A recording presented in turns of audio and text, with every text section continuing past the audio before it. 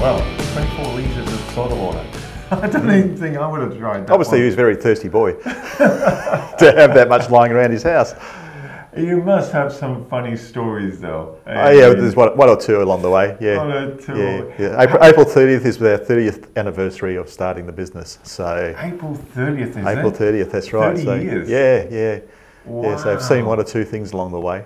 And I suppose you've seen a lot of developments along the way. Are there stains you can get out now that you couldn't? Oh God, absolutely, yeah. There's all sorts of stuff that once upon a time, when I first started out, as I said, there was no training in the industry. So for the first 6 years of my trading, I just went on, well, this is product X that's supposed to be able to do this. Lucky it says it's on the bottle. Oh no, there was no such thing as Google then.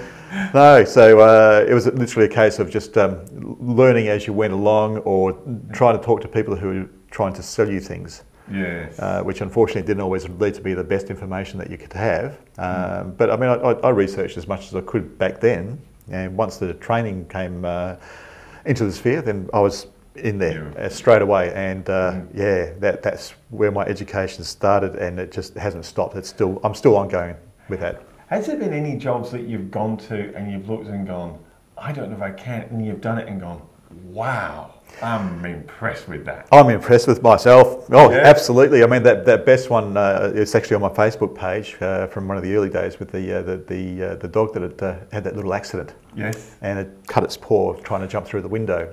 Oh. And then it was having a bit of a stress attack because the owners had gone out, and he was locked in the master bedroom. It was a Great Dane, so you can imagine there was quite a bit of blood involved, and he just kept on running around the room, over the bed and around the carpet. So there was just, oh yeah, it was just absolutely everywhere. And I've walked in there because the guy had called me up and said, I have a bit of a blood stain on the carpet. And I was like, I was thinking, no, it covered the whole room, wow. apart from where the bed was. But it was absolutely everywhere. We spent a bit of time with that, and I was training up a new employee at that stage, and I thought, well, this is a good challenge, and spent the extra time on it, and we got a fantastic result out of it. So that was interesting. That's when you go, I'm proud of myself on that one. Well, look, when you looked at it, that actually got about 15,000 hits on my Facebook page, because so many people were just, there's a lot of dog lovers out there, obviously. Oh, absolutely. And they were sharing it left, right and centre, because it was just, it looked like there was a death scene. But really? the Great Dane was still out in the backyard bounding around like an idiot. It was well and truly alive, and that was only 2 days after the event. Oh, great. So yeah, I mean, it was all. So the dog lives, the carpet lives. Yeah. What about the bed? The bed, well, it just had to go through a bit of a wash. Oh, did they? Yeah, so I mean, there was the bed linen that was on there, so the mattress itself was unaffected, but everything got dragged out and given a good dosing. Unbelievable. So with stains, someone who's getting a stain or a piece of carpet damage. So for stains initially, what's your advice? So you've got some stains or marks on your carpet. What do you think their first protocol or first action can be? It really depends on what it is. As I said, when it's a liquid spill, it's blot. Yep. Dilute, blot. All the time, every single time. If it's water-based, that's all you need to worry about. Right. Okay, because that is just going to reduce the amount that's in there and pull it out. Because once again, if things stay wet for a long time, that's where damage can happen, especially if it's a larger spill. Yeah. That goes into the back of the carpet. You want to get it as dry as you can, as quick as you can, and get someone in to deal with it as quickly as you can.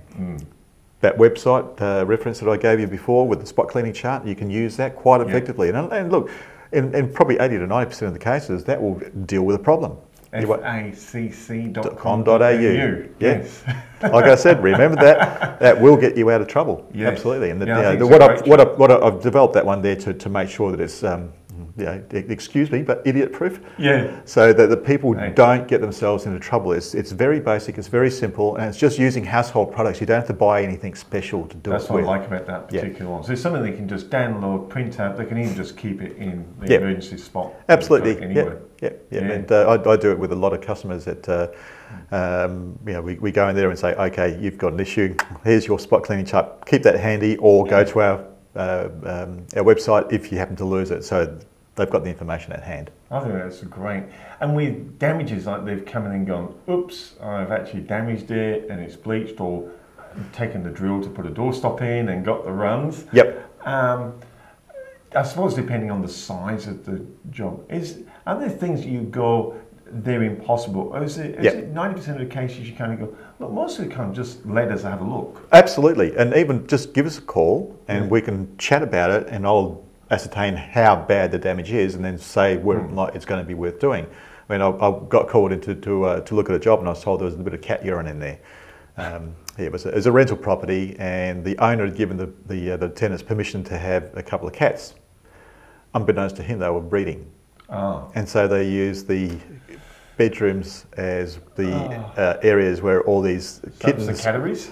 Yeah. Well, yeah, put it this way, the carpets had more than 50% coverage of urine in there, so they were saturated. So there we go. And that was just, literally, it was a case of pull them up, we had to treat the subfloor, clean that off, seal it off, and then lay fresh carpet over the top of it. There's no way that I could guarantee a restoration on that.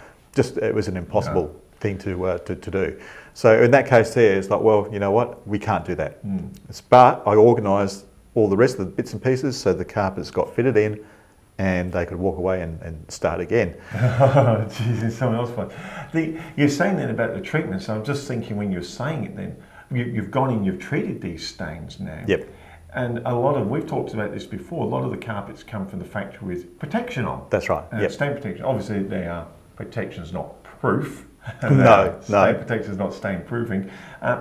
So when you've done your treatment, does that actually damage the stain protection area, and is there a way of actually putting that back? So we can use a stain protection product that we can reapply to it, but by the time you've put on a solvent, for instance, like if you've got an oil mark and you decide you're going to get a bit of white spirit from Bunnings or whatever it was and get that off, it's perfectly valid and it works fine, but it strips off that soil protection. So then you might find that patch there soars up a little bit faster than the rest of the carpet. This is on if it's a fairly newish carpet. If it's over 5 years old and it's never had a protector reapplied, you actually won't have protection there anyway. It does wear off. It does wear off, just from traffic. You've got to remember it's a topical coating, so it's a coating on the fibre, just walking over it, vacuuming, day-to-day wear, it's going to come off.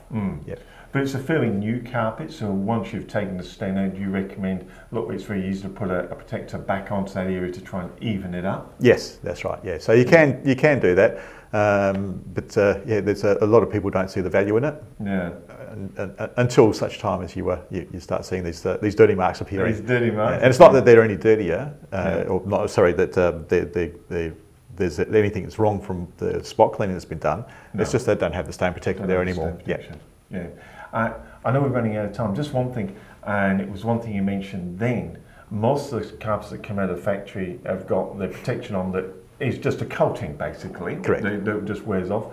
But there is a new protection out now that you are going to be the exclusive person for. Yes. But it actually gets into the fibre. Yeah, so it's a nanotechnology. So with your traditional stain protectors, the fluorocarbons that they use, the fluorochemicals they use, I should say, that they actually are too large a molecule to be able to penetrate within the fibre. The new nanotechnology has been manipulated so that it can actually penetrate right into the fibre. So instead of being on the fibre, it's in it.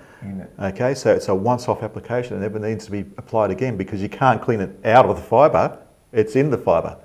It's actually, essentially, if you want to put it that way, it becomes part of the fibre, so it's forming a barrier from within. So it becomes much more effective over the long term, and there are things like, for instance, polypropylene fibre, which traditionally, it needs absorbency for a protector to be able to hold onto it. Polypropylene is non-absorbent, so they don't work particularly well. They work very well for a very short period of time and then they just start to flake off. So you're really wasting your money for a polypropylene fibre. With the microseal, it penetrates into it. It actually works. So you can still have that protection there for a polypropylene, which is necessary because polypropylene has a great affinity for oil. We have environmental oils in the atmosphere. We will trudge them across the carpet, and that's why polypropylene soils so quickly. It's not that it's getting dirty any faster than any other, it's just got that little bit of oil bonding, comes off really easily, it cleans up fantastically, but it just soils up rapidly. So the nanotechnology helps to repel those oils, and it actually makes it a much more usable fibre. Wonderful. It's been a great show once again, lots of fun. Wait till we go out to EV battery powered motors as well. Oh looking forward to that. But the spot cleaning chart and the repair stuff, but the spot cleaning chart I think is a terrific one just to have us handy. Absolutely. facc.com.au.